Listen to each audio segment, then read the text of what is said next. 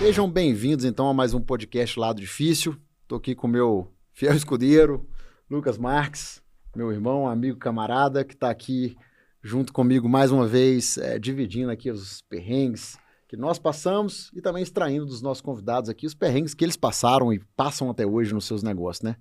Diz aí, Lucas. Não, eu tô muito feliz de fazer esse bate-papo com você, e eu acho assim, pro nosso ouvinte, né? Geralmente a gente vai trazer pessoas, empreendedores de empresas B2C, que geralmente são mais conhecidas, né? Então 99, quem não conhece 99, né? Mas eu acho muito importante escutar histórias dessas empresas que são B2B, que são histórias que às vezes estão fora do holofote, fora da mídia, mas grande parte dos melhores empreendedores que eu conheço estão justamente nessas empresas. Então, eu acho que hoje o papo, estou muito animado, acho que vai ser incrível.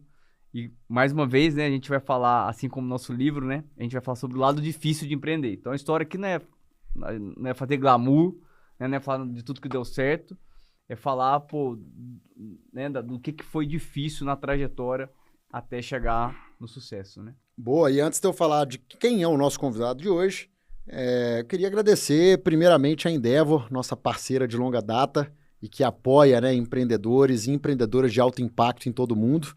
E também agradecer ao G4 Educação, que está nos ajudando aqui a tocar esse podcast, cedendo aqui profissionais maravilhosos e também um cenário maravilhoso para a gente gravar isso aqui para vocês. Vamos lá, então. Aqui é quase como uma república do pão de queijo, né? Porque é só Minas Gerais que está sentando aqui nessa mesa recentemente. E é um prazer estar recebendo aqui o meu amigo, meu irmão, que já fez vários papos informais ao longo dos últimos anos. E hoje nós vamos ter a oportunidade de fazer um papo informal que vai ser gravado e vai ajudar muita gente. Andrezinho Fonseca, fundador da Dito e CEO. A Dito, gente, para quem não sabe, é um CRM que trabalha na retenção de clientes no varejo. E o André, além de founder e CEO, ele é investidor anjo aí de diversas startups, e eu costumo brincar que ele é o cara que mais acerta, né? Ele fala que é porque ele fez um e acertou um, mas enfim, esse cara tem um olho para bons empreendedores, para bons negócios. Bem-vindo, meu camarada. Pois é, Lucas, prazer estar aqui com vocês, cara. Acho que repetir o que a gente sempre fez lá em BH, e bater papo, e se ajudar e discutir realmente os perrengues. É um grande prazer, eu sempre aprendi muito nessas trocas com vocês. E a gente está há muito tempo fazendo isso, então acho que também tem muita coisa para a gente poder falar aqui hoje. Teve uma troca icônica, né? A base de pizzas, lá na rua Jurupari, com vários outros empreendedores. Empreendedor, ele gosta de juntar com o empreendedor e falar dos perrengues, né? Quem não faz isso e está escutando a gente, deveria fazer, porque eu acho que ajuda muito. Então o Dedé já está com a gente fazendo isso aí tem tempo. Vale mais do que muita aula, né, cara? Que isso. Eu acho que uma coisa que a gente conseguiu construir lá em Belo Horizonte, e que eu acho que hoje já tem outras cidades que se espelharam na gente, né? Essa união de empreendedores, é que, é impossível ou é inútil você reunir empreendedores se o ego estiver lá em cima. Então, se eu reúno com o André e eu só fico falando as coisas boas do Meli, só as coisas boas da Dito, né? O Rodrigo só fala as coisas boas da Simpla, o Max só fala as coisas boas da Maximília e por aí vai, a gente não ia aprender nada. Ia ficar tipo assim, um querendo parecer mais que o outro. E nossos papos nunca foram assim. Sempre foram. André, tô passando um momento difícil disso daqui. Você consegue me ajudar? Dieguinho da Rock Content, a gente tá precisando melhorar esse canal de vendas aqui que a gente nunca soube fazer direito. A gente ajudava. Então, parte, eu acho, do aprendizado, do que a gente conseguiu desenvolver lá, foi porque a gente abriu mão do ego para falar das dificuldades. E aí aqui a gente vai falar de novo, né? A gente vai abrir mão do nosso ego para falar das dificuldades que o André passou com a Dito e que muita gente vai poder aprender com ele, assim como a gente já aprendeu, né?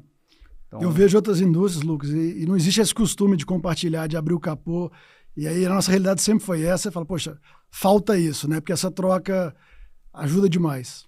Não, demais. Não, eu acho que dentro da nossa indústria mesmo, eu sei que de outras cidades, não rola isso, briga de ego. Graças a Deus a gente não teve isso em BH, né? BH realmente, a gente foi privilegiado ali, né? E até porque não tinha, quando a gente começou lá 10 anos atrás, né? Mais de 10 anos até, não tinha muito conteúdo, não tinha onde se absorver conteúdo, você não tinha lugar para pesquisar, né? E aprender sobre empreendedorismo ou sobre, enfim, qualquer outra coisa que pudesse alavancar o negócio. E essas conversas faziam isso, né? Supriam isso de alguma forma. Então Então a gente aprendia um pouco de marketing com fulano, de vendas com ciclano, e isso daí ajudou, sem dúvida nenhuma, a gente a sobreviver, né, André? André, pra gente começar, já vou jogar a bomba. Queria saber, assim, o dia mais difícil, cara. O dia que você falou assim, eu vou entrar debaixo da minha cama e vou chorar até amanhã, ou o mês, ou que você falou, cara, não faz mais sentido, eu vou desistir dessa desgrama. Teve algum dia que foi pesado nesse nível? Cara, são tantos, né? São muitos. E o Bruno, meu sócio, fundou a Dito comigo, costuma dizer, né? O mais difícil tá por vir, né? E para isso que a gente conversa tanto, troca tanto, busca aprender tanto e traz gente boa para tentar se preparar para o próximo desafio. Cara, eu acho que tem um que marcou muito o que mudou e o que tornou a Dito que é hoje, né? A Dito foi fundada em 2008, mas ela ficou 7 anos, a gente testando de tudo, direto da faculdade, tentando aprender ali como empreender. E aí foram anos ali gerando algum conhecimento nesse sentido, como contratar, como pagar uma conta, e testando muito o modelo de negócio, muitas opções de mercado. Chegou uma época, porque a gente sabia desenvolver muito bem tecnologia, né? Acho que sempre foi um diferencial nosso, a gente veio de computação, a gente já mexia com isso antes da faculdade, então criar produto era o que a gente sempre soube fazer, e fazer bem. E aí tinha uma época que a gente achava que a gente ia tocar 2, 3 negócios ao mesmo tempo. E obviamente, né, foi passando o tempo e isso não foi dando certo. E aí tinham 3 possíveis bons negócios em mãos, mas nenhum deles estava ali no ponto de escalar, de crescer, né? E nesse momento, a gente começou em 2008, 2010, 2011, a gente viu surgir, então, várias outras startups, né? E começou a ter mais conteúdo e mais empresas, e o negócio começou a crescer lá em Minas e pelo Brasil de grandes empresas. A gente olhava ali e a gente falava, porra, cadê o que a gente está mexendo aqui? Nada tem, né, tem esse potencial todo. E foi aquela hora que a gente começou, porra, nós estamos errados aqui, tá fazendo errado. Eu sempre escutava de um grande amigo meu, que é o Igor, fundador da Cora, né, antigo do Moip, depois da Cora, falando, cara, porra, tá errado porque vocês estão desfocados, né? Todo dia você tá com 3, 4 negócios ao mesmo tempo, cada dia você pensa num, e ele falou um negócio que me marcou muito, cara, e a partir dali começou a mudar um pouco o nosso foco e ressignificar muito o que a gente estava fazendo. Ele falou, se você tiver um concorrente que acorda todo dia pensando naquele negócio, pode até ser pior um pouco que você, mas você acorda um dia pensando nesse negócio. No dia seguinte, você está pensando naquela sua outra boa ideia. No terceiro dia, você está ainda, né, tentando trabalhar aquela terceira. Esse cara vai ficar na sua frente e vai ganhar esse jogo. E eu acho isso, né, conversando com muito empreendedor que está começando, é muito comum, né? Mas e essa boa ideia? E essa outra ideia? Tem que acelerar o refino e a escolha de uma delas. E, cara, quando a gente começou a pensar isso, olhar a fundo cada negócio desse, ver que eram produtos bem legais, mas eram longe de ser grandes negócios, foi ali uma mudança, um dia que foi desafiador, porque tinham, como eu falei, produtos legais, tinham potencial. Um deles era um bolão de futebol, que tinha quase 1 milhão de usuários, quer dizer, que hoje em dia, com esse tanto de site de aposta, teria virado um bom business. O outro era organizador de compra coletivas, naquela época explodia compra coletiva, tinha potencial, esse talvez teria morrido no meio do caminho.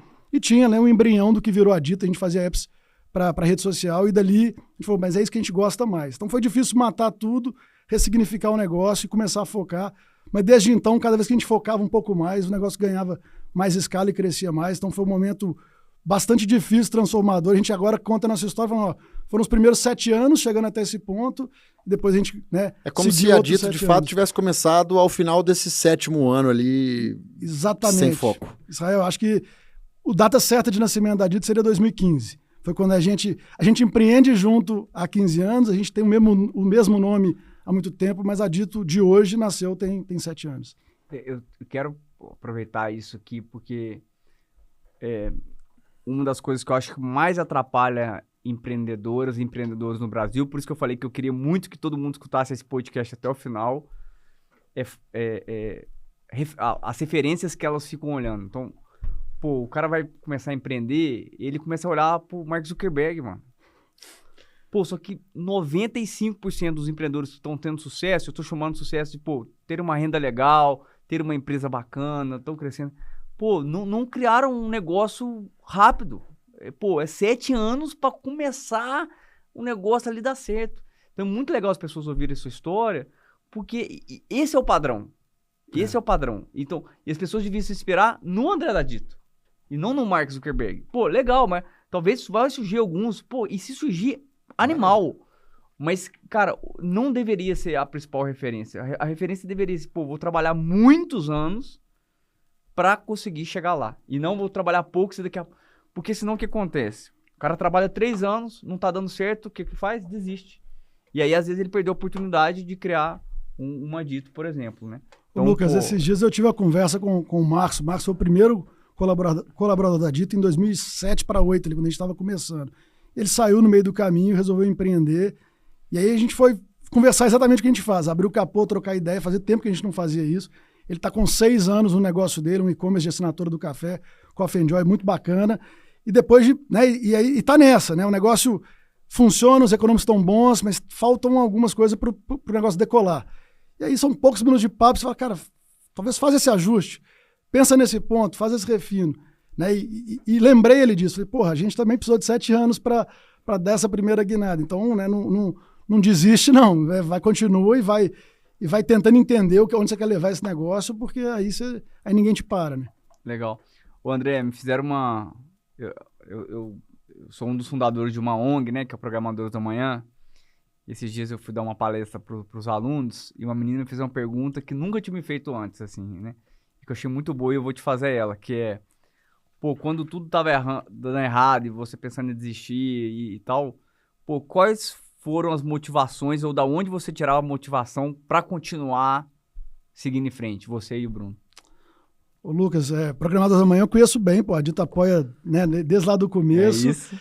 E cara, assim, para mim, acho que o Bruno compartilha isso muito comigo.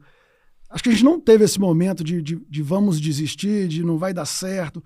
Porque a gente sempre tratou tão assim, porra, o que importa pra gente é a jornada, é estar se divertindo. A alegria é um dos valores da Dito e sempre, porra, tem que estar com tesão no que a gente tá fazendo. E pra gente, tesão é muito, né, se desafiar, tá aprendendo algo novo, tá fazendo o negócio crescer, tá criando oportunidades lá pro nosso time, tá resolvendo o problema dos nossos clientes. Então, eu confesso que realmente não teve na minha vida empreendedores, já são quase 15 anos, um momento que eu falei, porra, não é isso que eu quero. Eu acho que eu de cedo imaginei que eu ia empreender. Meu pai era engenheiro e depois ele, né, mudou e empreendeu num negócio de pizzarias. E eu falei, cara, é isso que eu quero. E do tempo inteiro foi, pô, não é a linha de chegada. Não estou buscando essa próxima linha de chegada. É uma corrida longa. Então não teve para mim esse caso de, pô, eu vou desistir. Mas eu acho que tem essa busca constante por um dos valores que eu sempre falo com quem chega na Dito, que para mim é o mais forte, que é o A, né, do alegria de aprender. Então, acho que essa renovação de estar sempre buscando aprender algo novo e estar com tesão, com alegria nesse desafio que a gente tem, é para mim o que me mantém bem focado em continuar, sabe? E não estar nem perto de querer parar, né, e sair do negócio, que também é uma coisa que aparece sempre, né? Falo, não, porra, tem tanta coisa para construir ainda aí, para que... Já foi desfocado tanto no passado e tem tanta coisa para construir, para que pensar em parar. Os meus momentos de mais tristeza como empreendedor, né, ao longo dessa trajetória, foram momentos que eu, de alguma forma, fui obrigado a focar muito no que a gente já estava fazendo e eu fiquei um pouco restrito de aprender coisas novas ou de experimentar coisas novas. Isso, para mim, assim, minou minha energia, me deixava triste, me deixava desmotivado, mesmo com o negócio indo bem. Eu lembro quando você trouxe um pouco disso porque o nosso negócio nunca parou, né? Ele sempre cresceu, apesar de todas as dificuldades que a gente enfrentou ao longo do caminho, ele crescia, enfim, a gente estava sempre ali entregando mais resultados, trazendo mais usuários, trazendo mais parceiros, mas eu ser privado de tentar coisas novas ou de continuar aprendendo, assim, me minava, né? Então, acho que isso é muito legal que você está falando também. Eu acho que é daí que vem a força, né? Por isso que a gente está aí. Mesmo com todos os perrengues, né? Mesmo se fudendo todos os dias, a gente nunca desistindo, é porque a gente gosta de aprender. Isso aí, eu acho que por um lado, né, sei lá, eu vim de tecnologia, então no começo para mim o aprender e o fazer algo novo era fazer uma feature nova, um produto novo. E obviamente você tem que tentar evoluir com o negócio, né? Então o aprender passou a ser entender um pouco mais de finanças, entender um pouco mais de vendas, entender, né? E jurídico, porra, nunca gostei, mas em algum momento eu falo, caralho, eu preciso de entender esse assunto. Foi um palavrão aqui, tomara que não tenha problema, mas Você tá falando pouco, eu acho que dos outros eu acho que o aprender, né, tem que se expandir e evoluir na medida que você vai evoluindo com o negócio também, né? Ô André, eu conheço o Bruno, né, que é seu sócio, eu acho, pô, um cara incrível, a gente participou de mentorias coletivas juntos, e eu queria trazer esse tema, assim, pô, em qualquer empresa, até onde eu conheço, assim como em qualquer família, existem conflitos entre os sócios, né? Eu queria saber, assim, como que vocês lidavam nesses conflitos, E né? lidam, né? Que Eles certamente- lidam. E qual, no que não foi o caso de vocês, já que vocês continuam sócios até hoje, qual seria, você acha que é o momento de dois sócios falar, pô, agora já deu, a gente vai para caminhos diferentes, né? Ou quando não, é um conflito e é uma questão de só resolver o conflito ali dentro, né? Então, inclusive, se você tiver alguma história engraçada, uma história de uma briga, o Sael tem uma maravilhosa aqui para contar depois, mas conta aí alguma de vocês. Quero ouvir de vocês, assim, a gente não tem uma característica, né, de brigar muito, mas recentemente, na hora que a gente estava, então, né, fechando 7 anos desse ciclo da Dito Nova, né, que focado em, né, foi o CRM para o varejo, criamos essa base sólida, um SaaS que está com excelentes clientes, um time grande, a gente falou, pô, e os próximos 7 anos? Né? Então, em 22 a 28. E aí a gente parou, cara, né, e trouxe como se fosse uma terapia de casal, né? Trouxe uma pessoa externa para nos ajudar a sentar, e eu brinco e falo, né, falo sempre sobre isso, principalmente com o time, mas foi exatamente para isso. Olha, não tem problema, a gente não briga no dia a dia, mas vamos garantir que a gente, né, não tem nada atravessado e atrapalhando para pensar nos próximos 7 anos. E aí foi muito bom ter uma pessoa externa ajudando ali aqueles confrontos e mexendo naqueles pontos que no dia a dia você acaba evitando mexer ou não entrando no assunto. Então, para a gente foi engraçado assim, até tratar isso como uma terapia de casal, no sentido de, pô, vamos colocar tudo na mesa, vamos deixar claro onde que estão os pontos, vamos deixar claro o que a gente quer melhorar, o que talvez não vai mudar, e aí vamos entender se a gente quer continuar junto por mais quanto tempo, se a gente está cansado ou não, né? Não posso só eu não estar cansado, então vamos entender tudo e aí seguir. E foi muito útil, recomendo para quem já está empreendendo há muitos anos, acho que, né, até na vida pessoal funciona, então acho que foi muito bom ter alguém externo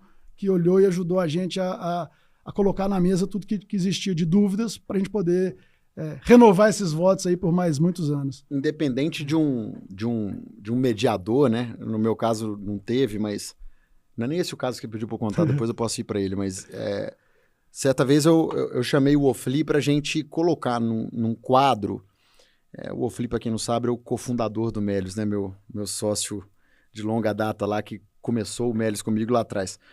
E a gente, uns 5 anos atrás, eu acho, 5, 6 anos atrás, a gente sentou junto para escrever num quadro qual que era o plano do Ofli, pessoa jurídica e pessoa física também, o que ele achava que era mais importante para ele, independente de ser físico ou jurídico, para 3, 5 anos. Onde que ele queria estar, seja na empresa, seja em termos familiares, aonde que ele queria chegar, etc. E eu também fiz o mesmo exercício, coloquei os meus, e eu descobri coisas que eu não imaginava, assim.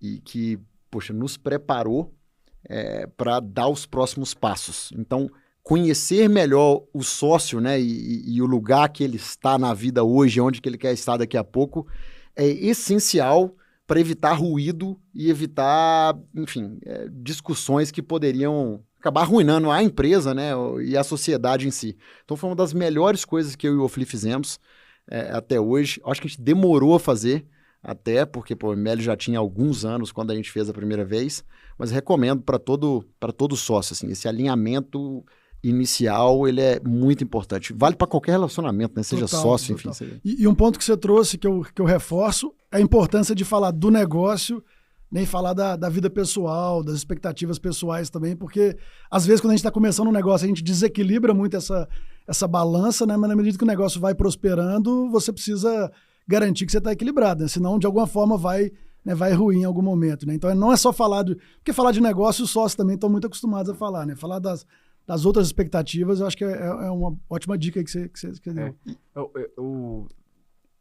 Uma vez eu estava vendo um vídeo do fundador do fundo, da Dynamo, né? Que é um dos melhores fundos de investimentos do Brasil. E aí no meio do vídeo ele fala assim, e a gente nunca teve um turnover na Dynamo. Eu que sou um cara de gente, né? Eu falei, não, peraí, como assim? Nunca ninguém... eu tenho que falar com esse cara, né? E aí eu arrumei minhas confusões, conseguiu a mentoria com ele, que, um cara super low profile, mas me deu essa honra de aprender com ele, né? E eu perguntei pra ele, qual que é o segredo? Ele falou, o segredo é que eu nunca separei a vida pessoal e profissional do meu time. Quando ele falou isso, peraí, será que eu entendi direito? E ele falou, vou te dar um exemplo. Teve um dos nossos melhores analistas, gerentes na época, que começou a passar por uma separação. Falei, vai resolver isso, fica 3 meses fora. Por quê? Porque, cara, Lucas, pessoa que tá num processo de separação, e no caso dele, super difícil, o que ela vai fazer na empresa? Vai fazer cagada. Vai fazer coisa ruim.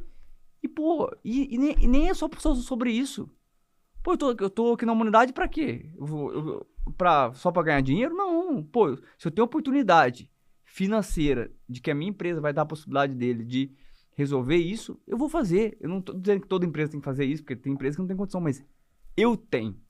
Então, eu achei isso muito incrível, porque eu falei assim, pô, esse interesse genuíno, vamos dizer assim, né, na vida dos sócios, né, e na vida do time. Então, eu acho que isso é muito legal. E até aproveitando, continuando aqui, eu acho que, assim, uma das coisas que também é fundamental para você poder ter briga de sócios. Quando que... Pô, eu e o Sael, a gente já discutiu pra caralho. Mas por que a gente conseguiu discutir pra caralho? Mas nunca brigamos, né? Mas por que a gente conseguiu discutir muito? Porque na base, duas coisas. Uma, a gente compartilha dos mesmos valores. Então, eu e o Sael podíamos discutir absurdo se o Melios tinha que mudar de nome ou não. Essa é uma discussão. Se o Melios tinha que fazer IPO ou não. Podemos quebrar o pau, conflito também, não tem problema. Mas a gente nunca discutiu sobre nada impossível, porque nós dois acreditamos que nada é impossível, e isso é um valor muito essencial. E a segunda coisa que eu sei que rola muito entre você e o Bruno, que é o respeito pessoal, né? A gente nunca cruzou essa linha do tipo, eu deixar respeitar, né, de falar, pô, você não é meu amigo mais, ou pelo contrário, né, pô, eu sou padrinho de casamento dele e ele é meu padrinho de casamento, né? Então, eu acho que, respondendo a pergunta que eu te fiz, pra mim, se não tem os valores ou tem essa quebra do pessoal, esse é o caso que vai pra separar. Todo o restante, todo tipo de discussão, mas eu acho que o app tinha que ser assim, e tinha que ser... Cara, isso aí é peanuts perto da história que tem uma empresa, né? Concordo muito, cara. Acho que os valores é a base. Adicionaria talvez um objetivo claro para os dois. Pode ser um período pequeno ou longo, mas nosso objetivo está comum, né, em relação a tal coisa, ajuda a alinhar. E você falou um ponto, né? Assim, a gente já, quando a empresa era menor, né, a sala pequena, a gente às vezes discutia, né? Quebrava o pau e saía, tava todo mundo assustado, e a gente saía, aí, vamos almoçar, vamos tomar cerveja, e aí, pessoal, vamos fazer qualquer coisa aqui. Quer dizer, tava zero afetado, né, a admiração um pelo outro, mas, porra, ali a gente precisava, né, esquentar, inclusive, a conversa para tentar destravar uma possível solução, né? Então, isso acontece até hoje, eu diria. O Lucas, a história que ele pediu para eu contar aqui um pouco mais cedo foi que há 10 anos atrás, literalmente, foi no início de 2013, eu e o Ofli, a gente estava em São Francisco, o Melios tinha menos de 2 anos de vida, a gente estava em São Francisco visitando o maior site de cashback do mundo. E aí a gente aprendeu muita coisa nessa conversa, e uma das coisas que a gente aprendeu lá estava relacionado a uma pequena automação que o pessoal desse site de cashback fez para acelerar os atendimentos a cliente e otimizar os atendimentos a cliente, né? Que são muitos atendimentos ali que tem que se fazer num dia, num site do tamanho deles, inclusive no nosso hoje também. E assim, o Melios era minúsculo na época. Na época a gente não faturava mais de 30 mil por mês, tinha pouquíssimos usuários. A gente era muito pequeno mesmo, a gente estava começando. E assim, a gente não ia precisar de uma feature de automatização do atendimento tão cedo. Não ia precisar assim tão cedo. E aí, a gente chegou no hotel, a gente estava ficando no hotel juntos, mesmo quarto, né? Cara, a gente começou a discutir se a feature de automatização do atendimento seria do jeito A ou jeito B. Só que assim, já tinha 6 meses que eu estava morando com o Ofli no Chile, porque a gente estava participando daquele programa de aceleração de startups, e a gente estava junto em São Francisco. E aí, cara, simplesmente essa conversa virou assim, o caos. Uma brigaiada do hotel, ter que ligar no quarto, assim, para ver o que estava acontecendo, porque foi uma confusão absurda. Eu saí do quarto, cara, fui pro hall lá, levei meu computador, sentei no hall, falei, cara, acabou a sociedade, acabou a empresa. Nunca mais vou trabalhar nesse lugar. Chega, vou fazer outra coisa da vida. Que merda, deu tudo errado. E aí, cara, eu fiquei quase 1 hora lá fora, passou 1 hora, o Ofli apareceu lá fora. Eu sentadinho na cadeira, ele descalço. Anima eu tomar um. Bom que vocês é estranho, vamos embora tomar um. Demorou uma hora, ele apareceu lá, anima eu tomar um no barzinho, tem um barzinho de esporte ali em cima. Cara, e foi embora como se nada tivesse acontecido. E nunca mais aconteceu. Então, assim, foi uma experiência ali. Eu acho que qualquer jovem que está começando a empreender vai passar. Qualquer jovem que está iniciando um relacionamento eventualmente vai passar por algum estresse como esse e vai aprender e falar assim, cara, nunca faça isso. Assim, não passe por situações como essa. Não deixe chegar nesses pontos, né? Por isso tem que escolher bem, né? Essa escolha talvez é das mais importantes que qualquer um que quer empreender vai fazer, né? Quem que vai ser seus sócios, quem vão ser seus sócios. E que pra mim é muito similar a casamento, né? Eu sempre falo assim, pô, casamento é a melhor coisa do mundo, desde que você faça o processo seletivo bem feito, né? Acho que sócio é a mesma coisa. Sociedade é muito bom desde que você escolha. Total. Ô, André, uma das coisas que eu mais admiro na Dito, mas que do seu lado deve ter sido uma das coisas mais dolorosas, é o processo de financiamento da Dito, né? Inclusive, eu acho super pertinente a gente trazer esse tema agora, porque a gente está num momento agora que a bolha finalmente estourou, o mercado secou para captação de investimento, e tem muito empreendedor que não é da nossa geração lá, porque quando a gente começou, não tinha dinheiro para nada, né? Não existia fundo de investimento basicamente no Brasil. A Mona X começando lá atrás. Difícil demais, pô. Pô, tem muito empreendedor agora falando, pô, agora acabou, não tem como empreender mais porque não tem mais dinheiro, não tem mais 50 milhões do fundo XYZ. Pô, eu queria que você contasse pra gente um pouco disso, né? Inclusive contando uma parte difícil também, as frustrações e como que vocês lidaram com isso para isso não abater vocês durante esse processo, né? Só para complementar, né? A gente já passou por esse momento, a gente estava falando aqui antes de começar, de ser considerado o patinho feio. Porque a gente olhava para o lado, tinha uma série de empresas levantando milhões e milhões de reais, às vezes de dólares, empresas que não cresciam talvez na velocidade que a gente crescia. Não faturavam. Às vezes nem faturava, ou não gerava caixa. A gente era uma empresa que crescia e gerava caixa ao mesmo tempo. E a gente fazia o pitch para os investidores e era só portada na cara, né? Teve o fatídico 2015 que a gente tomou 60 nãos de fundos de investimento. Então, assim, como foi, ou como é ser o patinho feio, porque você, com todas as dificuldades, você continuou bootstrapping, né? Ou seja, você não precisou levantar investimento de terceiros para construir esse monstro que você construiu. Então, conta um pouco pra gente aí das dores e talvez da principal dor, né? Que certamente em algum momento faltou dinheiro aí. Cara, não é fácil, eu acho, né? A parte de fazer um negócio se retroalimentar desde o começo não é fácil. E quando a gente olha para trás, a gente vê o tanto de quão desafiador e quando a gente vê a dificuldade que outras empresas estão passando até para se tornarem sustentáveis, né? A gente fala, porra, realmente é difícil o que a gente fazia, mas pra gente sempre foi natural. Eu acho que primeiro, e aí eu acho que era uma vantagem nossa, né? Por sabermos programar e criar produtos que eu comentei, a gente começou prestando serviço, né? Serviços de construir para os outros. E isso começa a dar certo, a gente começou a achar bons clientes, começou a ganhar dinheiro com isso, os bons clientes a trazer mais dinheiro, a achar a margem boa do negócio, como todo negócio de serviço, né? Se você encaixa bem um negócio de serviço, tem bons clientes, clientes fiéis e que tem potencial de crescer, é um ótimo negócio, né? Não é um negócio talvez que escala. Então acho que até foi um momento interessante na nossa trajetória. Depois de decidirmos focar ali em 2015, a gente foi transacionando. E a empresa que a gente resolveu manter, que era a Dito, era uma empresa que era uma fábrica de aplicativos para rede social. Então a gente criava, né, aplicativos para várias grandes marcas. Na época, PagSeguro criou uma primeira loja social deles no Orkut, criamos para a novela da Globo, criamos para Mondelez, para todas as grandes marcas que você imaginar, a gente criou algum tipo de aplicativo, né, na rede social. E algumas delas, para TIM, a gente criou um projeto incrível deles, que era o TIM Beta, e tudo isso começou a gerar um dinheiro bom para a empresa. A gente começou a identificar, né, que a essência daquilo ali, que era entender o consumidor, né, e ajudar essa marca a se relacionar com ele, tinha muito valor, né, ajudaria o varejo a tomar melhores decisões, e aí a gente foi, né, mudando o negócio para isso. E aí começamos a criar esse produto que sustentava vários dos nossos aplicativos, mas no começo, cara, ali em 2015 para 2016, a gente já tinha tomado a decisão de focar, mas a gente se achava ainda mais o patinho feio, porque enquanto, né, qualquer startup estava crescendo e dobrando e acelerando, e faz sentido, né, quando você acerta o Product Market Fit, o seu negócio crescer, a Dito como um todo, que era como a gente tratava as duas coisas, crescia lá seus 40%, 30% ao ano, só que a gente era pequeno ainda, né, relativamente. Mas por quê? Porque tinha alguns clientes que nos davam alguns milhões por ano prestando serviço, a gente pegava esse resultado, que era bom, e colocava, né, cada vez mais no produto.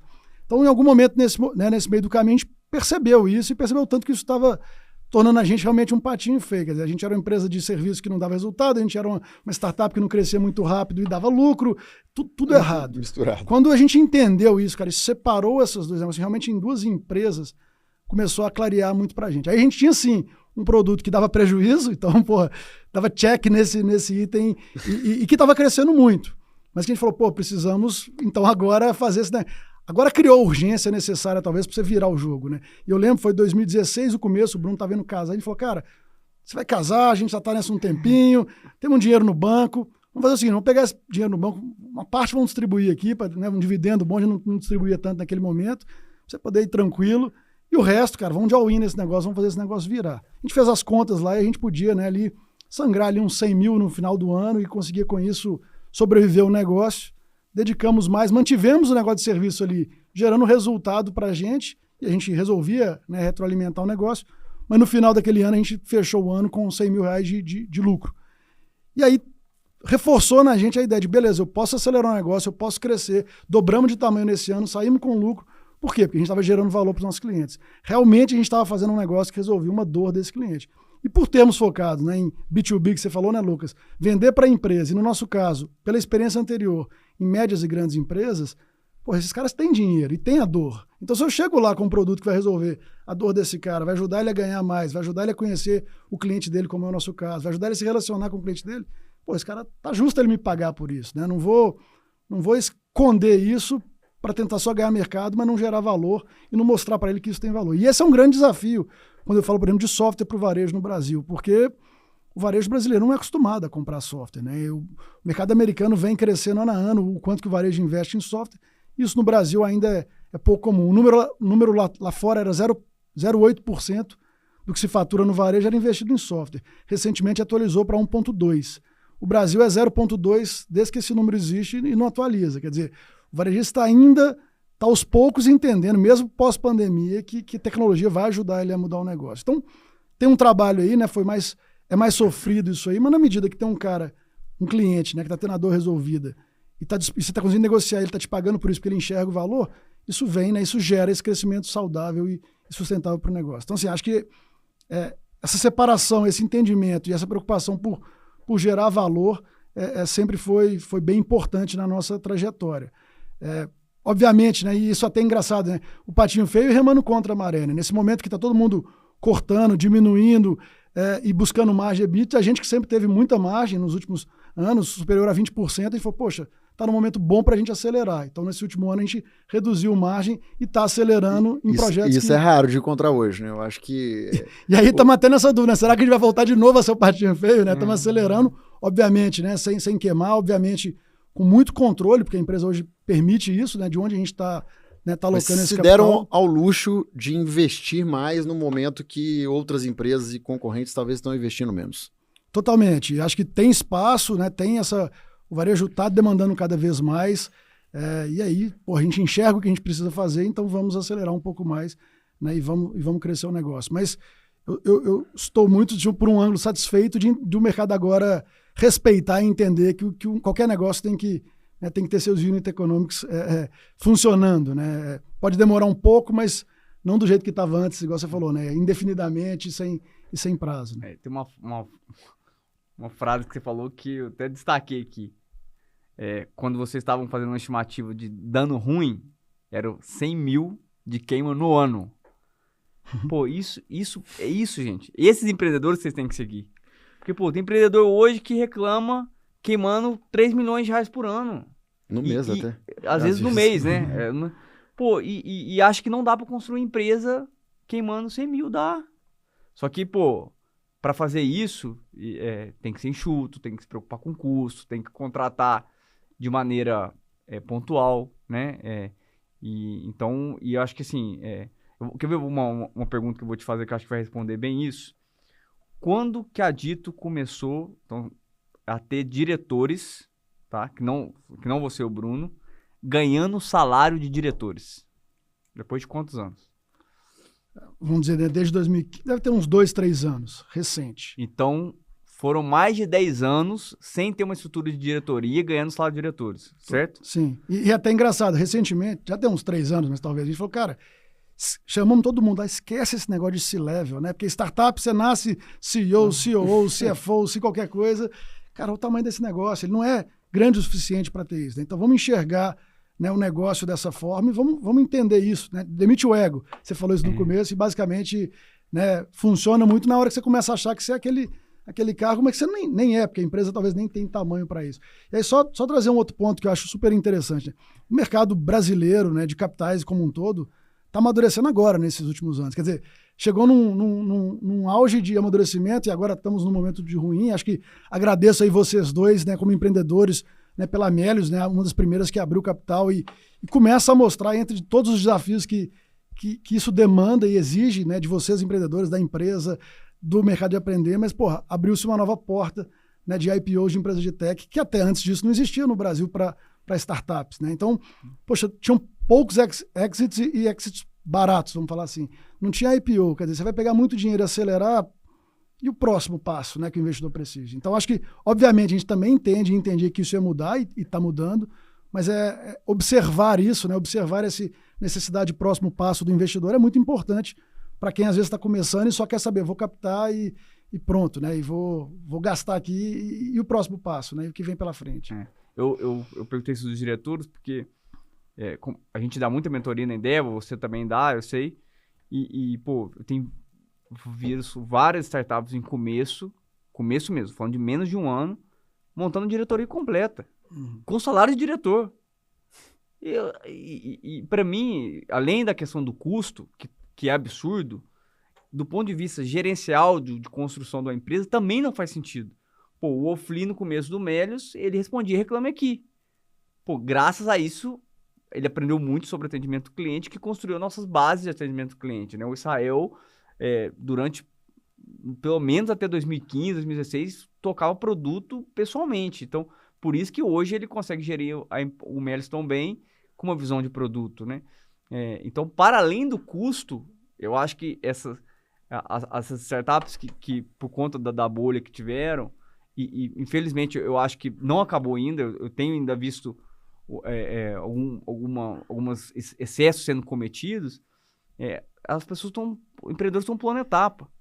Que também eu acho, eu queria até ouvir vocês, que tem a ver também um pouco com a geração que a gente está vivendo, muito ansiosa, né? De querer o sucesso rápido, querer tudo rápido, querer tudo para ontem, mas as coisas não funcionam assim, como eu falei, para 95% dos casos, né? 99. Ou mais, eu falo 95, mas é 99. Eu acho que assim, né, Lucas, sem polemizar, mas assim, o jeito que a gente construiu a empresa realmente foi, né, bottom-up, aprendendo cada coisa e construindo até a necessidade de preencher uma posição. Quando eu penso em fazer de novo, ou em olhar outros, né, qualquer outro tipo de forma de construir, com certeza tem um jeito mais, vamos dizer, top-down, né, onde você sim traz algumas pessoas chaves que vão te ajudar a tocar o negócio de cima para baixo. Só que para isso, talvez você tenha que ter algo que, se a pessoa é muito nova, ela ainda não tem, né? Um conhecimento de mercado muito grande, uma experiência prévia que vai permitir ela trazer alguém que entende muito mais que ela e liderar aquela pessoa, ou algumas das capacidades que você precisa de tempo para aprender, né? Então, eu acredito sim, né, que é possível criar algo mais top-down. Eu acho que empreendedores, principalmente de segunda viagem, né, acabam pegando esse caminho, ele acelera um pouco a construção, mas eu acho que isso se perdeu onde todo mundo quer fazer dessa forma. E aí faltam muitas competências, seja de trazer e liderar essa pessoa, seja de, né, organizar a empresa para que ela sobreviva só com diretoria. Não tem empresa que sobrevive, né? Então, acho que são pontos importantes de se pensar assim, né? Muito bom. Maravilha, maravilha. Dedé, eu queria entrar num outro assunto aqui, que é muito relacionado a pessoas, né? Eu sempre falo que 80% do sucesso ali de um talento, né, tá no recrutamento, né? Como que se você recruta, se você está trazendo ele com a cultura, enfim, se você vai conseguir identificar que essa pessoa tem valores similares aos seus, né? Mas muitas vezes a gente erra, né? Teve alguma contratação, algum momento que você errou rude, que você cometeu um grande erro e por algum motivo demorou a corrigir, ou se não, se você corrigiu de forma acelerada, rápida? Cara, vários, assim. Acho que a gente até recentemente, era uma empresa que demorava muito a fazer o que tem que ser feito. Em alguns casos, você vai errar na contratação. E aí, um parêntese. Uma das coisas que a gente aprendeu com vocês, né, nessas rodas de BH que a gente adotou na Dito há muitos anos, né, era aquele processo, aquela etapa do processo seletivo cultural. Né, acho que esse é um do tempero aí que você sempre fala e realmente a gente adotou e funciona, né, de ter uma entrevista de cultura que tira as pessoas que querem muito aquela vaga pela necessidade da área, né, e acho que isso amadurece muito o nosso processo, a gente mantém isso até hoje, faz parte do nosso processo, mas acho que Só para explicar o que é isso aqui, tá. né? Basicamente, nessa entrevista de cultura, vamos supor que é uma vaga para o marketing, né? A gente procura colocar entrevistadores que não podem ali, de alguma forma, estar relacionado com aquela vaga, né? Para não ter nenhum tipo de viés. E ninguém melhor para falar o quanto que isso é valioso para nós do que o criador desse processo para nós. Né? Assim, um jeito de falar o processo tem algumas etapas, né? Mas vamos supor, depois que a pessoa é aprovada tecnicamente, né? Isso é, a pessoa é a melhor pessoa de marketing para estar naquela vaga, isso não garante que ela vai entrar na Dito ou na Melius, porque ambos aplicamos isso, né? Ela ainda vai ter que ser aprovada na cultura, que é feita por pessoas de outras áreas, para arrancar esse viés, né?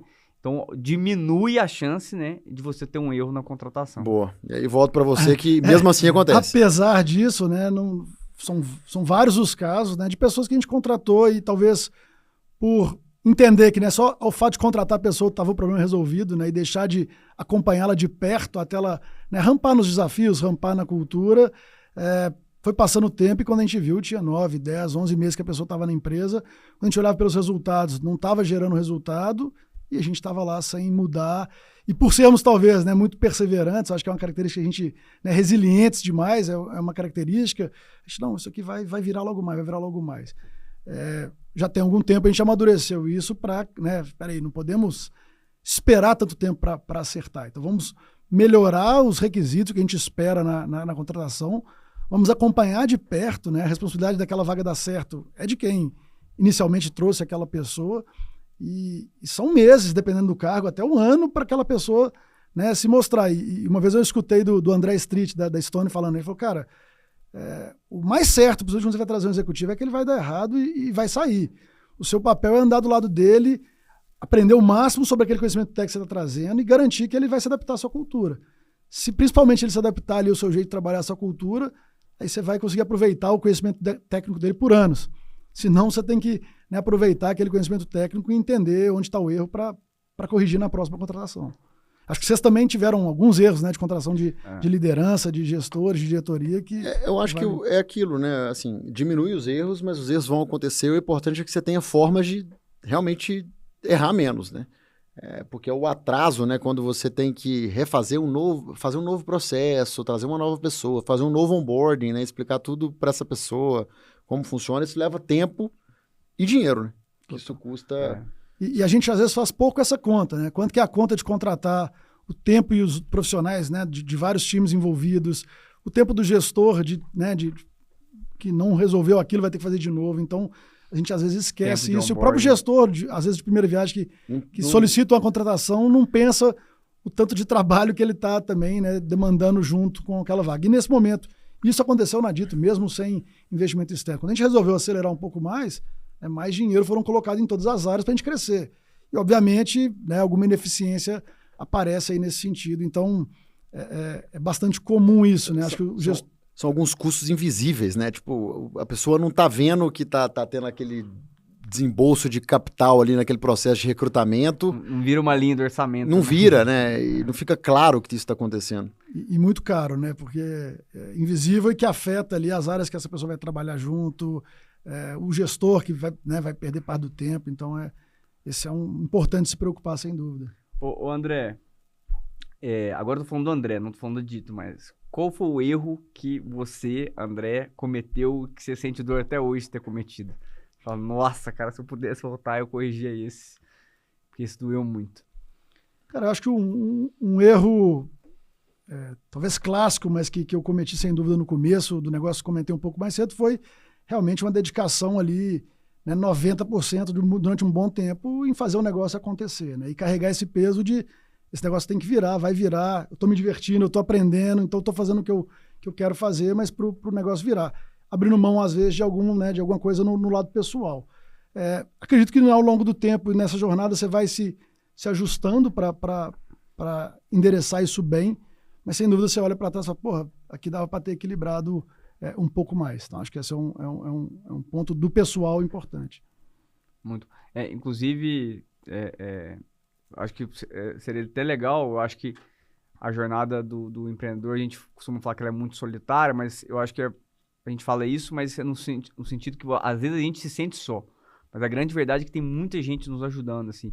Quem foram as pessoas que te ajudaram, que você acha que foram muito importantes, principalmente nos momentos mais difíceis, né?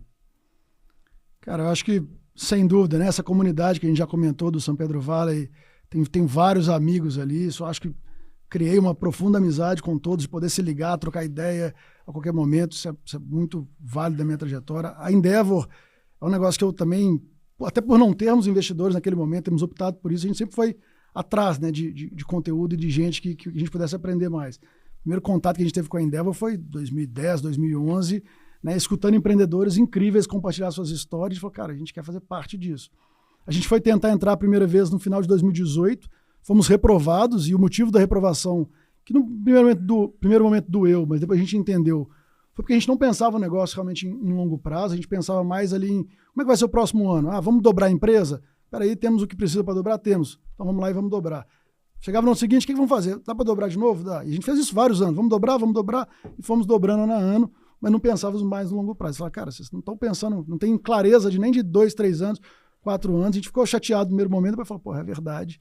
A gente mais ou menos sabe que é grande, né, o mercado, a gente sabe o que a gente está construindo, que só vai crescer, mas cadê o nosso plano para tomar melhores decisões hoje? Né? E aí a gente ajustou isso, melhorou isso, voltamos em 2019, né, e fomos aprovados como empreendedores Endeavor. Então, assim, também uma rede, né, incrível de pessoas que a gente está o tempo inteiro trocando e aprendendo.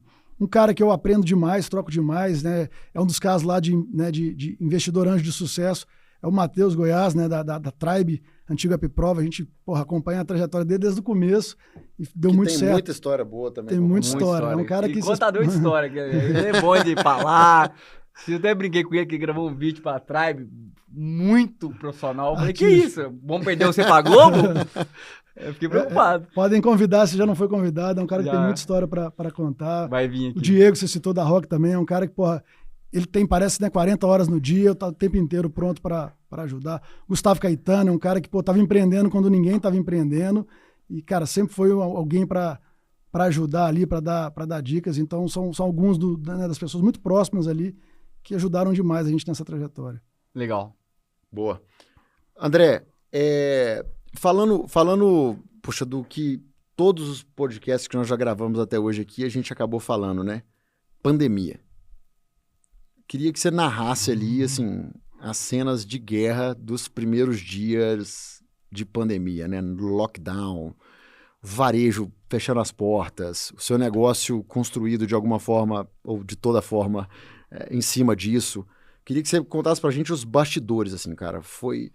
O quão difícil foi, quais pepinos surgiram, teve algum momento que vocês acharam que, assim, agora deu ruim, não tem mais volta, vai quebrar, ou esse negócio já era. Conta pra gente um pouco desses bastidores aí, que eu tenho certeza que tem história boa também. Puta, tem até que organizar, né? Esse, sem dúvida, é um dos dias mais difíceis, né? A entrada da pandemia acho que foi difícil por vários ângulos. Por outro ângulo, de certa forma, você, como empreendedor, fala, porra, eu me preparei para isso, né? Sempre ouvi de outras crises, empreendedores que eu admiro que passaram por crises, mas quando chegou esse momento pra gente, para começar, eu estava nos Estados Unidos, ia participar de uma conferência lá, estavam comigo 2 empreendedores que a gente ia fazer um M&A, estava no processo de desenhar tudo, e iam, né, se juntar a nós, o Bruno e o Pedro Ivo, né, sócio também da DIT, diretor comercial nosso, para a gente passar essa semana lá com esses empreendedores e participar lá de um evento de SaaS. Aí começa a pandemia nos Estados Unidos, começou, evento cancelado, fronteira vão fechar, o Bruno e o Ivo decidem não ir, os empreendedores falam, não, nós vamos mesmo assim aproveitar para estar aí nos Estados Unidos. Falei, então vamos manter nossa agenda. Passamos ali uma semana desenhando o que seriam, né, as empresas juntas, as possibilidades, e beleza, enquanto isso, Estados Unidos fechando, evento cancelado, São Francisco ali sem ninguém na rua, deserto, e no Brasil, ainda distante, né, Carnaval chegando, E via Endeavor, a gente, Endeavor Itália, confusão, vai ter uma mentoria aqui para contar para vocês o que está acontecendo. E aí, eu estava lá nos Estados Unidos ainda com o pessoal, o Bruno falou, cara, deixa que eu vou olhar para isso aqui, e entra nas calls, né, e era assustador, né, as primeiras mensagens né, do que estava acontecendo, de que estava por vir, a gente ainda meio que sem conseguir tangibilizar, né. Fato foi que saí dos Estados Unidos, acho no dia 15, na sexta-feira, dia seguinte a fronteira dos Estados Unidos foi fechada, o Bruno já estava se preparando com um time ali de como é que a gente ia comunicar, o que a gente ia fazer, turma de São Pedro Vale, eles se falando, né, vamos tirar as empresas da rua, vamos tentar, né, contribuir, parar de pessoal ter que se movimentar, ônibus, etc. E a gente, domingo à noite, chama a empresa inteira para uma call, para avisar que a partir de segunda-feira a gente estava remoto e meio que sem saber como... Óbvio, né? Empresa de tecnologia, a gente tinha Slack, tinha todo o ferramental para isso, mas não tinha cultura de... Mas não era remoto, não tinha feito teste de experiência remota. Não tinha nada disso, cara. Mas chamamos aquelas pessoas mais antigas, chiaram, domingo, o que vocês estão chamando? Eu falei, cara, líder até da empresa, não vamos discutir muito não, só entra lá, o negócio é sério, é importante, e aí... Na segunda-feira já viramos a empresa inteira para remoto. Usávamos o Slack de graça, e aí, não dá mais, né? A mensagem some rapidinho, vamos assinar aqui, vamos organizar a casa, segurança e tudo mais para funcionar remoto. Sendo bootstrap, caixa sempre teve bom ali, cheio, mas, e agora, né? Vai todo mundo parar, varejo fechado, e a gente ali preocupado, cara. Mas acho que por um ângulo foi isso. A gente sabe que empreender no Brasil é crise o tempo inteiro e que uma crise ia vir. Então a gente foi, primeiro isso, vamos cuidar do time, tá todo mundo bem, vamos criar novas práticas aqui, novas políticas para a gente trabalhar. Depois, como é que a gente vai ajudar o nosso cliente que também tá tão fudido quanto ou até mais, né? Portas fechadas, tudo parado. A gente fez várias iniciativas de como ajudar, desde desconto, né? Parcelar pagamento, facilitar para alguns começarem a usar. E nesse momento, cara, um produto nosso que né, é um sucesso incrível, que é um produto que coloca na mão do vendedor toda a agenda de relacionamento desse vendedor para que ele possa, né, falar com a sua carteira de clientes, funcionou como nunca, né, estourou, já tinham muitos clientes que usavam com muito sucesso, mas passou a ser fundamental para quase todos os varejistas. A gente devia ter na base ali uns 25 mil vendedores, cara, e vários, quase a totalidade, não perderam seus empregos porque de casa conseguiram ali continuar trabalhando e ajudar os seus clientes a comprarem, a navegarem, a fazer a primeira compra, às vezes no e-commerce, que várias marcas que a gente atende, né, não tinham ainda essa cultura. Então, foi muito legal isso, assim, né, ajeitar com o time, botar todo mundo em casa, fizemos, lógico, né, um plano, o Bruno puxou um plano de contenção de gastos, junto com a área do nosso financeiro, assim, onde, cara, cada linha passou a ser revista, tudo renegociado, então enxugamos o máximo, entendendo que a gente tinha de sobrevida ali. Eu acho que um ponto interessante, né? Eu acho que, Lucas, uma vantagem de sermos né, bootstraps ou sustentáveis, saudáveis, imagem positiva. Enquanto tinha muita empresa que precisou cortar muito para sobreviver, a gente, a princípio, até um cliente falar que ia cancelar e, né, ao longo desse período praticamente não teve cancelamento, talvez um cliente ou outro que realmente entrou numa dificuldade muito grande, o nosso negócio não estava para baixo, não estava no negativo, né? Então não tinha que fazer todo O faturamento não caiu, então, nesses primeiros meses, ou caiu pouco? Caiu muito mais por ações que a gente fez de vamos ajustar, tá bom, te entendo seu caso, vamos parcelar e tal, mas churn, saída de cliente, não teve. Inclusive porque a nossa solução se mostrou muito necessária para esse varejista, né, relacionar com a base dele, entender mais quem é esse consumidor, ajudar ele a comprar. Houve um descasamento no fluxo de caixa. Houve um descasamento no fluxo de caixa, que para uma empresa que, né, não está com aquele caixa absurdo de uma captação, também é preocupante. Mas o caixa estava saudável e em nenhum momento a gente ficou no negativo, em nenhum momento o faturamento caiu ao ponto que o negócio ficou negativo. Então, claro, e foi um momento triste e ruim para as empresas, muito corte. Nesse primeiro momento a gente fala, cara, eu estava no azul, continuei no azul. Talvez caiu um pouco aqui, mas logo depois, pra você ter ideia, o segundo semestre de 2020, depois do primeiro semestre, né, de congelamento total e todo mundo assustado, foi recorde disparado de vendas, né, que a Dito teve. Porque todo mundo viu a importância e a necessidade dessa tecnologia para ajudar o varejo a vender mais. Depois, em 21, a pandemia continua, o varejo fecha de novo, aí o varejo já estava meio estrangulado, aí foi difícil de novo a passar por isso tudo. Mas funcionou, deu muito certo. Acho que um aprendizado importante, né, que vale falar, assim, né, pensando nas pessoas. A gente tinha um time pequeno, de certa forma, na época, próximo de 100 pessoas, que nesse momento todo de pandemia, pensando muito nessa equipe, a gente falou, cara, vamos seguir com esse time, E naquele momento a gente falou, precisamos segurar, então não vamos promover né? Aí é um erro, né? Quem merecia ser promovido. Não vamos contratar, e tudo bem, né? Não começar novos projetos, mas tinham times que estavam precisando de pessoas. E também foi errado, hoje a gente consegue falar mais sobre isso, né? Não desligar pessoas que não estavam mais com fit no negócio, né? Não estavam entregando o suficiente. Então a gente não tirou as pessoas que não estavam mandando muito bem e não cuidou daquelas que estavam merecendo ser promovidas mesmo num momento difícil. Então isso gerou um impacto na companhia, né? Prejudicou um pouco a companhia, né? No começo de 21. Talvez é um dos aprendizados hoje em dia que eu mais, né, volto, né, em relação a pessoas, né? Esse ciclo de pessoas que o empreendedor precisa se preocupar, né? Assim, não são 3 coisas separadas, é manter o time, promover e trazer. É uma constante, né? Você tem que ir se ajustando em torno disso para permitir o negócio prosperar. Muito legal. Ô, André, a gente comentou em outro podcast aqui que uma das vezes que o Melios quase quebrou, foi bem no começo, foi por causa de um cliente, né, que atrasou nosso pagamento, assim, né? Atrasou muito, né? Que, obviamente. Conta pra gente a história mais tensa que vocês já tiveram com o cliente, ó, não precisa citar o nome, óbvio, e o que vocês aprenderam com isso, né? Porra, são tantas, deixa eu ver uma que dá pra lembrar, mas Alguma que gerou o fio branco de cabelo aí. Sim, você vê que eu não tô com tantos, então os clientes são bons clientes. Então tranquilo. Na barba tem muito, hein? Tá indo pra barba, né? Poxa, acho que atraso de pagamento, né? Quando você tá entendendo essa saúde do negócio, é um ponto que é o que mais incomoda. Acho que agora, né, tá acontecendo muito.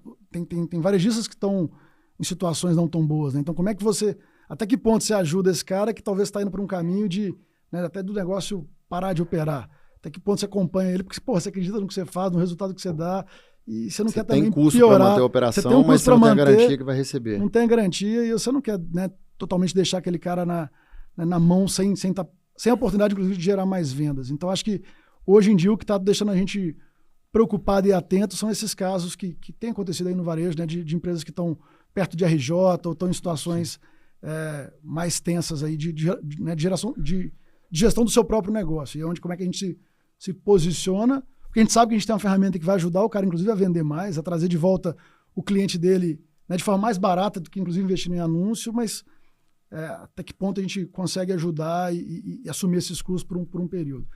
E assim, no longo prazo, o que a gente vê, quando você consegue fazer essa ajuda, acaba que reforça muito esse relacionamento, né? Se aproxima muito desse cliente e gera frutos no longo prazo. Mas é desafiador e chega a tirar umas noites de sono, sem dúvida. Teve algum caso, só para a gente explorar um pouco mais isso de cliente, porque para empresas B2B, cliente, né, é um negócio ultra importante, né? Para todas, né? Mas eu falo assim, porque acho que... porque no B2C eu acho que a receita sua fica dividida em muitos e muitos clientes, né? No B2B o impacto de uma perda de um cliente, etc, pode ser muito maior, né? Teve alguma história aí de algum cliente que o problema foi algum erro que vocês cometeram e que você falava, e que, o que você aprendeu a partir disso, e se você conseguiu não fazer esse cliente dar o churn, alguma história nesse sentido, assim? Deixa eu pensar aqui alguma. Cara, recentemente, não tem tanto tempo, aconteceu aquela história né, o time desenvolveu uma funcionalidade, estava testando algo, né, e no erro de processo, né, hoje corrigido, disparou aquilo uma comunicação que não deveria, né, do teste para algumas, né, pessoas daquele cliente. Então gera aquela correria, aquela confusão, mas foi até interessante, assim, né? Eu fiquei surpreso a agilidade, a maturidade que o time de tecnologia encarou aquilo e soube direcionar e envolver quem precisava ser envolvido para sanar o problema. E o cliente não saiu, entendeu, a gente depois mostrou por que estava sendo testado, o que estava sendo construído e ficou tudo bem. Legal. Ô André, e assim, a gente que é empreendedor e acaba mentorando outros empreendedores, né? Você também faz isso muito lá via Endeavor. A gente tem excelentes histórias de coisas assim pitorescas que a gente já escutou de empreendedor em alguma mentoria, que algumas delas a gente tem que dar o puxão de orelha na hora, outras talvez não vale nem a pena, né? De tão pitoresco, enfim, histórias que a gente já escutou, e seja de quem está começando, seja de quem está tocando um negócio até já grande, assim.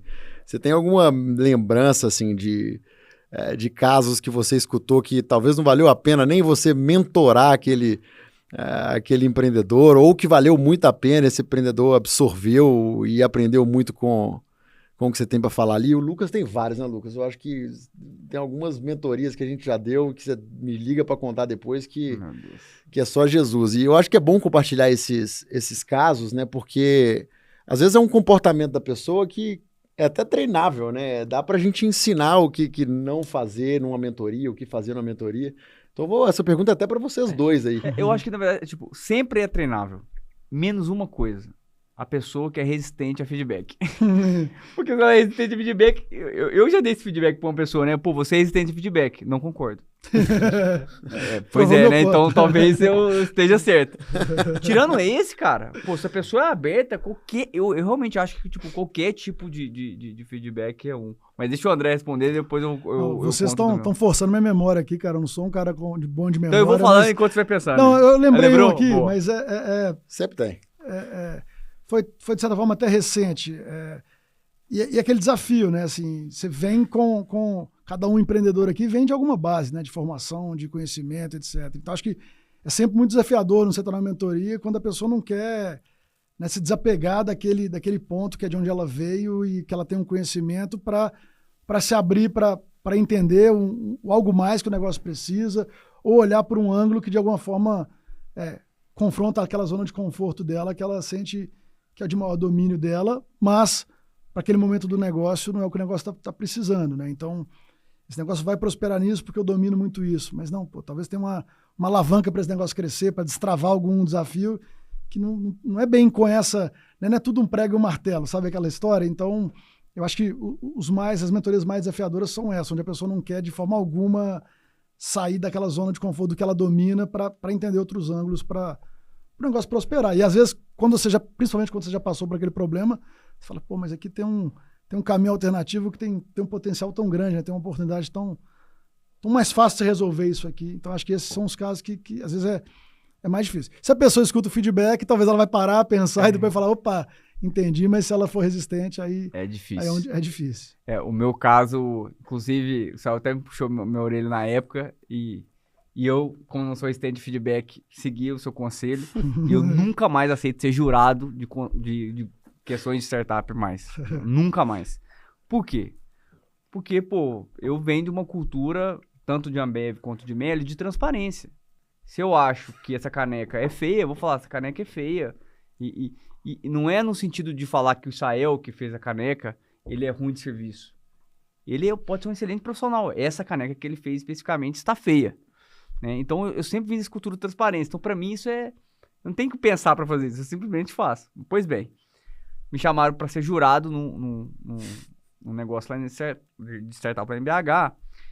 E tinha um porém, que eu fui saber depois, que as pessoas tinham pagado por um curso para montar uma startup, esse curso, e que só passariam para a próxima etapa as startups que eu aprovasse. As que eu aprovasse. E eu não sabia disso. Eu achei que eu estava só julgando ali e tal. Pois bem. E aí chegou uma menina e falou uma ideia que eu posso até falar aqui, porque já faz muito tempo, que era você ter um aplicativo para falar quais restaurantes aceitavam pets ou não. Né? Ela até falou que o mercado potencial dela era, sabe, 4 bilhões, porque para ela o mercado potencial era tudo que se gastava com pet no Brasil, né? E eu fui muito super sincero, eu falei, sei lá, o nome da menina, eu falei, olha, eu acho que a sua ideia, ela é uma feature, não é uma startup, é uma feature do Google. O Google você vai procurar lá restaurante e tal, e vai aparecer lá, tá? Não é um negócio. E falei, e mercado potencial, inclusive, até legal falar isso, porque um dos maiores erros de empreendedor é isso. Pô, o mercado potencial não é tudo que se gasta com a área gigante onde a sociedade precisa ser inserida. É o quanto que dentro dessa área as pessoas poderiam estar dispostas a gastar com o seu produto, né? Então, pô, a pessoa não vai deixar de comprar ração pro pet dela para pagar um app disso. Então, logo não é o mercado. E falei isso, meu Deus, que desastre. A menina começou a chorar e foi terrível. E aí eu cheguei pra contar pro Israel, porra, mano, por que você foi baixar nesse lugar e vai fazer isso? pô, sossega, cara. Aí eu falei, realmente, decidi, então, não ser jurado mais. Se ela tivesse conhecido o Samuel, que gravou com a gente também o podcast aqui, né, o dos segredos da audiência, talvez ela teria comprado um domínio chamado aceitacachorro.com.br e ela teria criado diversas páginas no Google. Nome do restaurante, Aceita Cachorro. Nome do restaurante, Aceita Cachorro. No mínimo, ela ia tirar algum dinheiro de AdSense ali, não ia não, Andrezinho? Não seria os 4 bilhões do mercado de pet. Mas ia tirar ali um bom salário por mês, com certeza. Se você tiver audiência, depois você dá um jeito de monetizar. Pois é. Muito bom. Bom demais. Não, o meu caso foi o seguinte, eu fui dar uma mentoria para o empreendedor, cara, eu achei o empreendedor incrível, assim, muito inteligente, mas ele ainda estava meio que tirando o negócio do papel, assim. E aí ele mostrando, fez o pitch, etc, etc, etc. E aí começou a falar, porra, porque eu conversei com o Jorge Paulo Lema, conversei com fulano, conversei com ciclano, peguei mentoria com não sei quem lá, e falou uma lista de empreendedores que, cara, eu não tinha conseguido acessar ainda para pegar mentoria. Então, assim, o menino é bom até de relacionamento, de correr atrás, de conseguir. E aí eu falei assim, cara, deixa eu te dar um feedback aqui. Chega de mentoria, cara. Chega de mentoria. Vai fazer. Faz um negócio. Cadê o produto? Tem 2 anos que você está fazendo mentoria e não entregou o produto até agora. Então, eu estou falando desse exemplo que eu vivi, mas eu acho que tem muito empreendedor, cara, que estuda demais, assim, e não executa de nada. Então, esse é um erro clássico da pessoa que quer se preparar e vai ler o livro do Israel do Lucas, e vai ler o livro do Elon Musk, vai ler um monte de livro, e que não vai tirar um negócio do papel nos próximos 3 anos, né? Eu prefiro aqueles que tiram do papel e fazem tudo errado antes de ler qualquer coisa do que esse outro, né? Total. Então, talvez foi um dos feedbacks ali mais fáceis que eu dei, assim, que eu não sei o que deu, inclusive, do rapaz. Viu? E esse é um ponto que o Gosto falou muito comum. Agora me ativou aqui uma memória. Começo da Dita, a gente ainda fazia nesses aplicativos para rede social. Foi de onde, né, nasceu a AppProva, que eu comentei do Matheus, e vários outros na época empreendedores. Então apareciam com as ideias, né? Na época, 2009, 2010 ali, não tinha tanto aplicativo para celular mesmo, né? Não tinha essa indústria toda. E esse cara veio, demorou um tempo para começar e contava a ideia, falou, pô, vamos tirar isso do papel. E a gente começou, montou tudo, lançou a ideia do cara, botou tudo dentro, né, da época do Orkut, que era o que bombava de audiência. Quer dizer, você lançava um aplicativo lá e realmente tinha muita gente para... a distribuição era automática, de graça, e muita gente instalava. E na hora que ficou pronto, cara, seguindo as melhores premissas, a ideia do cara estava materializada ali. Foi ali um momento que começou a se falar mais de aplicativo móvel. E esse cara falou, pô, mas eu não quero mais isso, eu quero aplicativo. E ele falou, pô, aplicativo, a gente não podemos te ajudar, mas, cara, tá pronto, tá funcional, toda a sua ideia tá aqui, tem audiência. Começa a rodar isso enquanto você busca aprender sobre o aplicativo, quem vai te fornecer isso. Bota esse tá pronto, usa. O cara não quis, engavetou a ideia, passou anos, 2, 3 anos para lançar o app, e, cara, você vê até hoje, faz um tempo que eu não acompanho, mas até hoje o negócio não vingou. Porque talvez está sempre ali, né? O melhor é o próximo, e não o que você tem para... Né? E não executar agora e passar por cima do desafio de execução. Então, eu concordo muito com esse ponto de encaro agora, né? Executa, fica satisfeito com o que tem, né? E aprende com o que tem, porque senão você está sempre ali buscando, né, o próximo, e aí... E esse daí até que botou para rodar, né? Mas talvez o grande erro dele foi não ter feito pequenos projetos e ir testando rápido, lançando rápido. Pô, lançar o negócio tá pronto, pô. Eu particularmente, eu gosto de sprints, né, que são, enfim, ciclos de desenvolvimento de produtos semanais ali, cara. Eu gosto de coisas pequenas, coisas rápidas, ágeis, que a gente vai ver, testar rápido. Isso dá aquele sentimento que você tá sempre entregando algo novo, e o sentimento de que você não tá realmente deixando para depois aquilo que é o mais importante, né? Então, é o que eu recomendo para todo mundo de produto aí, resultados rápidos, mesmo que esses resultados sejam ruins, porque aí você vai ter tempo para melhorar. A tecnologia é diferente de outros setores, né, cara? Você consegue aprender rápido, testar rápido, validar, né? Se você vai construir um imóvel, um estabelecimento físico, você não tem essa facilidade. Então usa isso, né, a seu exatamente. favor. Né? André, tinha um empreendedor lá no CID, para quem não sabe, o CID é o Programa de Aceleração de Startups, né? Né, do governo de Minas, e aí tinha um empreendedor que era americano. E aí eu lembro que fizeram uma pergunta para ele, a seguinte: qual que é a melhor coisa de empreender no Brasil e a pior coisa de empreender no Brasil? A melhor coisa de empreender no Brasil é óbvio, as pessoas que são muito bacanas, muito gente boas, muito agradáveis, muito fáceis de lidar. E a pior coisa de empreender no Brasil é porque as pessoas são muito bacanas, muito legais, muito fáceis de lidar. E a brincadeira que ele tava falando é porque, o brasileiro tem muita dificuldade da feedback, seja para cliente, seja para empresa e para funcionário, né?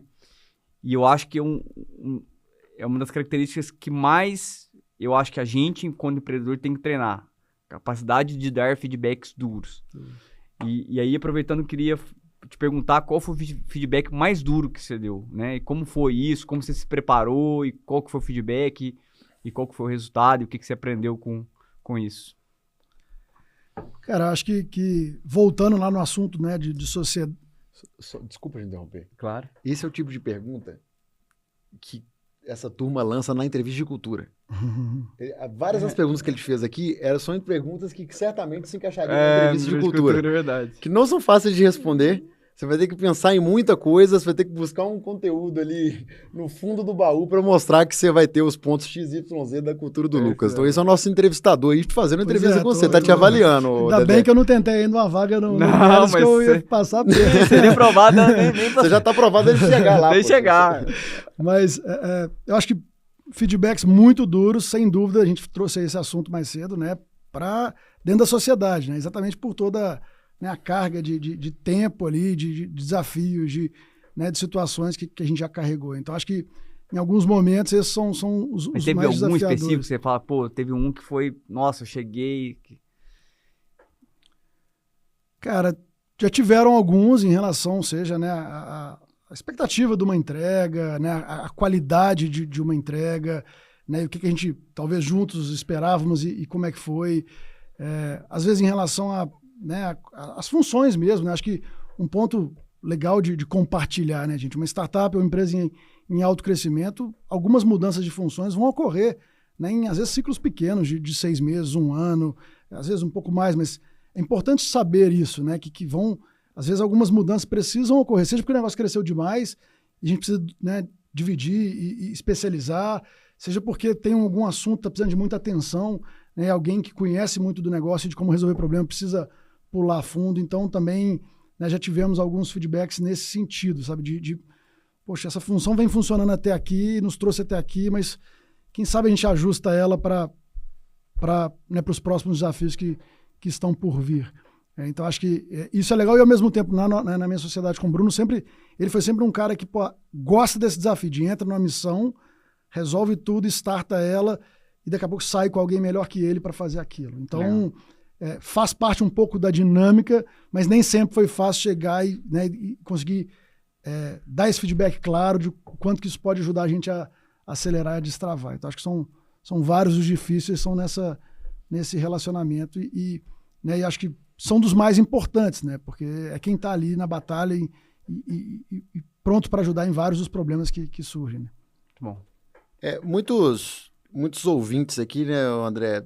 Talvez todos eles, né? Empreendedores, donos de algum negócio que eventualmente poderiam ser clientes da Dito, né? A gente não falou o que a Dito é, que é justamente o nosso podcast. Não estamos aqui para falar do sucesso da Dito, do que a Dito faz, nem nada disso. Mas, dado que é um feedback que está voltado para give back, para ajudar outros empreendedores, eu acho que nada mais justo do que você falar um pouco da Dito, o que a Dito faz na prática, fazer esse pitch da Dito.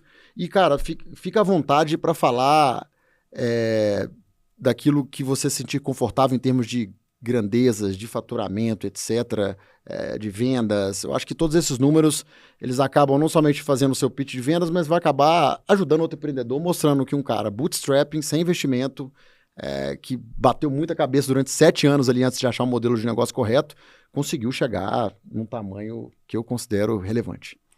Não, legal, obrigado pela oportunidade. E a Dito, ela é um CRM para o varejo, mas CRM é amplo, né? Então, o que a gente faz?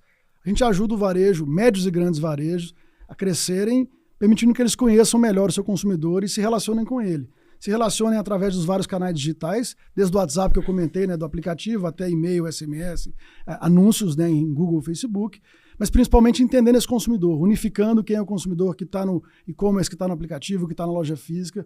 Então a gente traz essa tecnologia para o varejo e ajuda ele nesse dia a dia dessa gestão do relacionamento. Pra você ter uma ideia, no ano passado, a Dito acompanhou, monitorou mais de 40 bilhões de transações dos nossos clientes.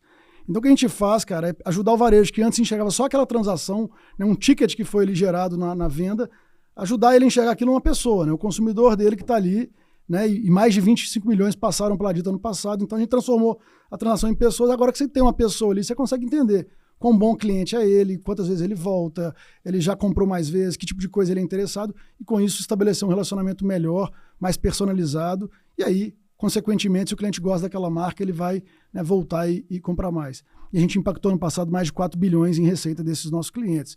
E aí são marcas como o Grupo Soma, que tem a Animale, Farm, a Track and Field, a Chili Beans, a Polishop, a Tokstok, né? São grandes, a Domino's, são grandes varejistas aí de vários setores do Brasil que têm usado hoje a Dito para apoiar esse relacionamento todo. Empresa de varejo físico e e-commerce também, ou... Exato, físico e e-commerce, e um dos grandes diferenciais, ou um dos pontos que a gente sempre defendeu e consegue ajudar o varejo a enxergar, é o tanto que esse universo do digital, onde, né, praticamente todo mundo está na internet, esse impacto da comunicação no digital gera também na loja física. Ainda hoje, né, no nosso varejo, pós-pandemia, talvez esse número está em 10%, 11%, mas ainda assim, né, muito da mágica do varejo acontece no offline, nas lojas, na rua, né, nos shoppings. Eu lembrei de uma dor aqui, que você não falou, mas eu já vi você falando isso com a gente lá atrás, alguns anos atrás, já vi você falando isso com outros empreendedores também, que em determinado momento não compraram o seu produto, talvez porque não sabia o que o seu produto fazia, ou porque ficou mais interessado no produto da concorrência, principalmente nos gringos. Então eu queria que você falasse assim, dessa dor. Assim. Tem muita gente que compra produto caro, gringo, e tem produto de qualidade similar ou até melhor aqui no Brasil, e que às vezes passa, enfim, não passa a credibilidade necessária por não ser gringo, porque não tá lá fora, ou porque não tá nas Nasdaq. Então acho que é o patinho feio aqui da visão do cliente. Sem dúvida, né, assim, a gente acaba competindo muito com marcas de fora, mas são vários diferenciais. Acho que saindo um pouco então da tecnologia, que é o nosso core que a gente faz bem, mas um grande diferencial de estar aqui é conseguir oferecer a proximidade, né, estar lá no cliente e ter um time inteiro voltado para realmente o sucesso desse cliente. Quer dizer, já tem bastante tempo que a gente consegue ter um time que os resultados e as metas são a meta de resultado do nosso cliente. E isso para o varejo, né, que às vezes tem carência ali em força e em gente que consegue pensar o futuro do varejo, agrega muito valor. Junto a isso, realmente é uma tecnologia que foi criada aqui, que nasceu com essa visão do consumidor no centro de tudo. Então, desde o começo, porque a gente veio das redes sociais e veio dessa capacidade lá de identificar o consumidor lá no começo, a gente percebeu essa oportunidade. Poxa, se eu conheço o consumidor, se eu identifiquei ele, em torno disso, aí eu consigo encaixar tudo. Então, eu consigo encaixar, né, um disparo de uma campanha de e-mail que vai fazer mais sentido para aquele consumidor. Eu consigo envolver aquele vendedor que vendeu para ele, para que ele faça o relacionamento para o WhatsApp. Então, essa tecnologia que não existe igual no mercado, ou a tecnologia nasceu de mensageria, ou nasceu de cashback, ou nasceu de qualquer outra frente que não o enxergar o consumidor. E a gente, por ter vindo dessa transição, a gente conseguiu nascer com o consumidor no centro de tudo.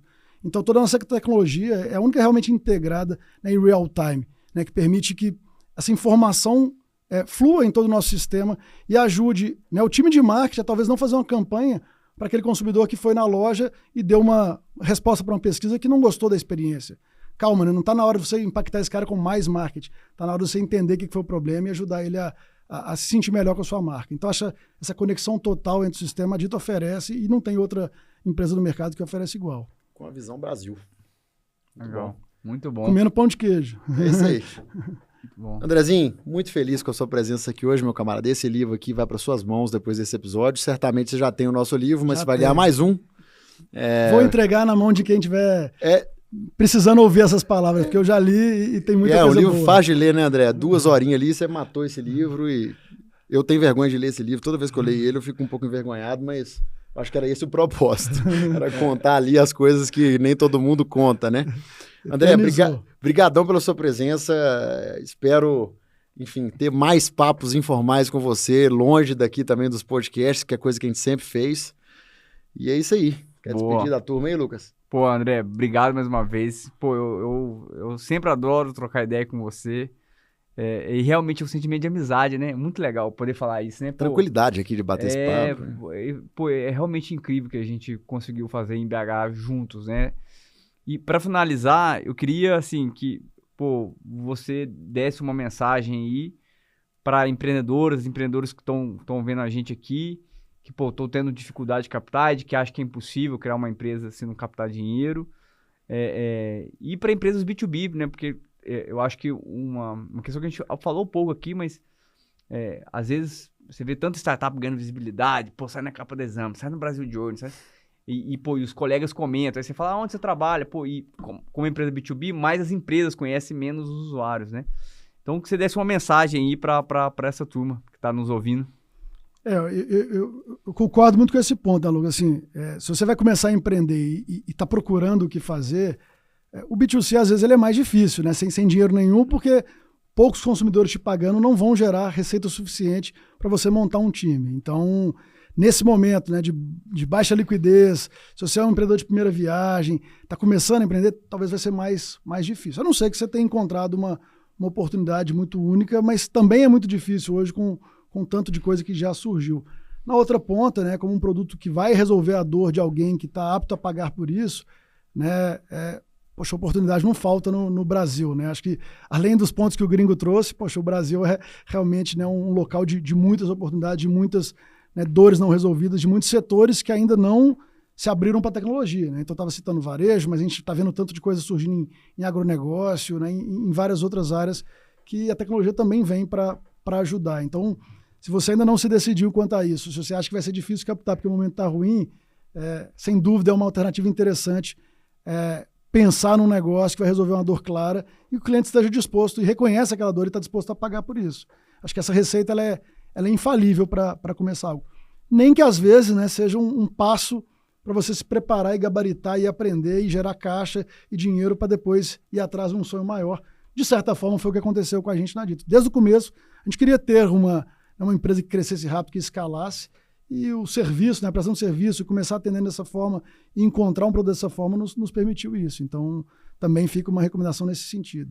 Incrível. Acho essa última parte foi incrível. Inclusive, estava vendo um vídeo do fundador do Airbnb essa semana, e teve um momento que eles venderam, né, caixas de sucrilhos personalizadas para conseguir ter grana para sustentar a empresa.